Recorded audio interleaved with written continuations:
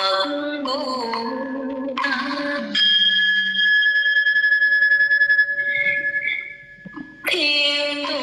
thiên nhãn vô ngài đại bi tâm đà la ni nam mô hắc đa đa đa đa dạ dạ nam mô a di đà bà lô linh đê tư ma ra ya bồ đề tát va ma ya ma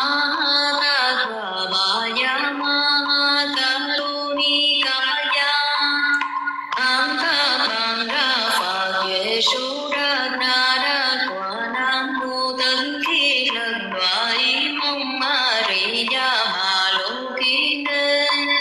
thơ phật ra lâm đà bà nam mô na ra cận trì hê ri ma bằng đa sa mê ta bà ta đầu du bằng a tề dựng ta bà ta đa đa ma bà ta đa đa ma bà già ma phật đợt động ra đi tha nga bà lô hê lô ca đê đa đa đê ni hê ri ma bồ đề tát bà ma hê ri đà dựng câu lô kim hồng đồ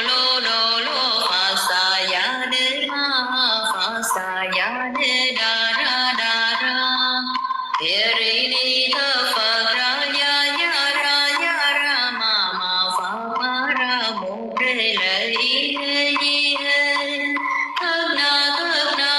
ra sông Phật ra xa lời Phật sa Phật sông Phật ra xa ya